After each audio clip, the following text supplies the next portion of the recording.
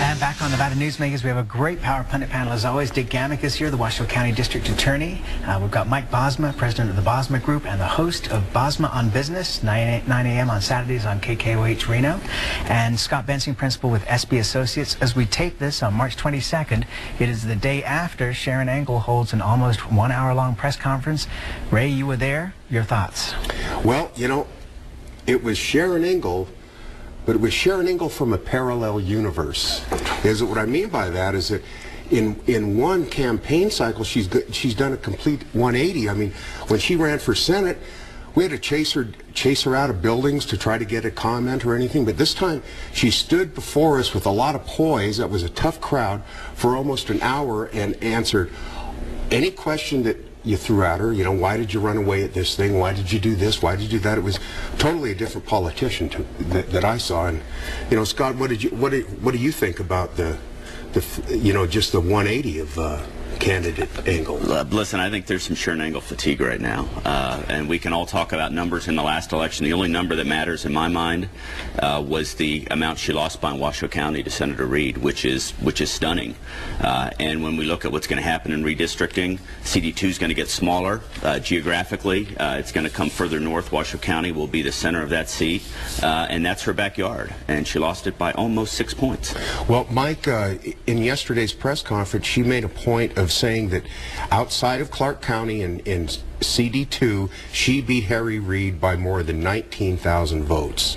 And although this is going to be a different CD2 with reapportionment. Right, and I agree. After redistricting, it's going to be interesting to see how those numbers work out. But I just think it's moving the numbers. I think more importantly on candidate Engel is that she actually took some good feedback on really where she dropped the ball on her campaign and is really trying to fix that. So I think, you know, if you have somebody that can actually learn from their mistakes, I mean, that would be really kind of a refreshing thing in Congress. Okay, Dick, what about you? Do you think there is Sharon Engel fatigue, or do you think she can bounce back and win the congressional race? I don't know if I've ever seen Sharon Engel fatigue. She just seems to always, she's like the little ever-ready bunny. She just always goes. But I've got a problem, and I want to wait and see what happens here. She's got basic core values that some people really adopt, that a lot of other people don't adopt. And I can't believe that she's going to change her basic core values just to run for this seat. So we'll see what happens as we start down the road here. You know, I don't think she's changed her core values. I think she's just changed her strategy and tactics.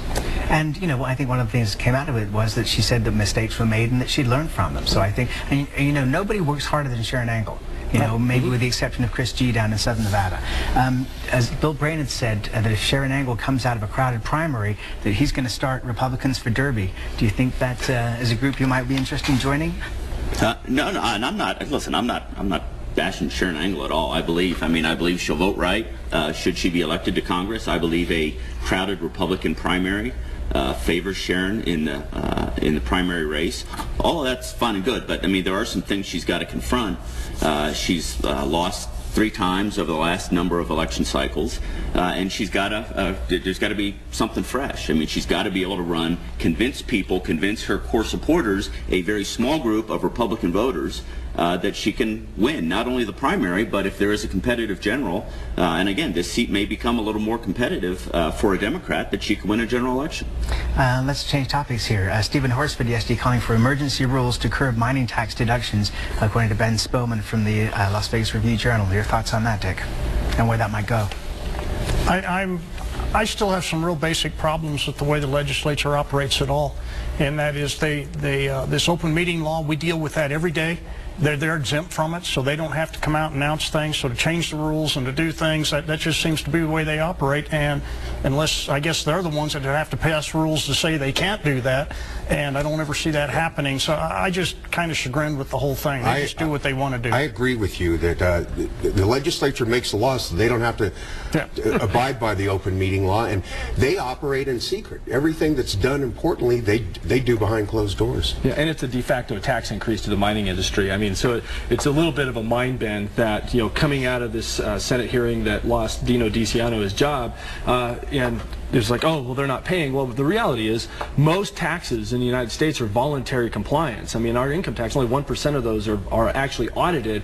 And to throw Dino under the bus because he's saying, hey, the industry, because you made me lay off all my auditors, Of course we haven't audited them. Hello, let's hire some auditors, they'll do whatever. So I just think it's a real knee-jerk reaction, and just a de facto tax increase to the mining industry without fixing the problem of our overall tax base is a little short-sighted. What do you think of the idea of gaming auditors now moving over to mining? It's a completely different area. Well, it's different, and let's be clear. The miners are the whipping boys right now at $1,400 gold. It makes sense that they are, but I think what they will find is if you were to go in and hit them as hard as you could on these taxes, it's a drop in the bucket to what we're looking at. I mean, it's a good PR play. These are guys who are they're in the middle of the target, but we're talking about property taxes, not mineral taxes. And even if you hit them all you could, you're not going to close the budget gap. This is back to doing business like we've been doing it. Right. Pick a target, go after it. And it doesn't solve anything on the whole basis of the whole tax system in this state. And unless we fix that, I don't think we're going to come out of this very well. And it's going to be a long time before we do come out of it. And that's where we have to leave it. Thank you all very much. We'll be right back on Nevada Newsmakers after this timeout. Signs of autism. As always, you can watch Nevada Newsmakers 24 hours a day at NevadaNewsmakers.com. On our next broadcast, the governor of the great state of Mississippi, Haley Barbour. The whole show. We'll see you then.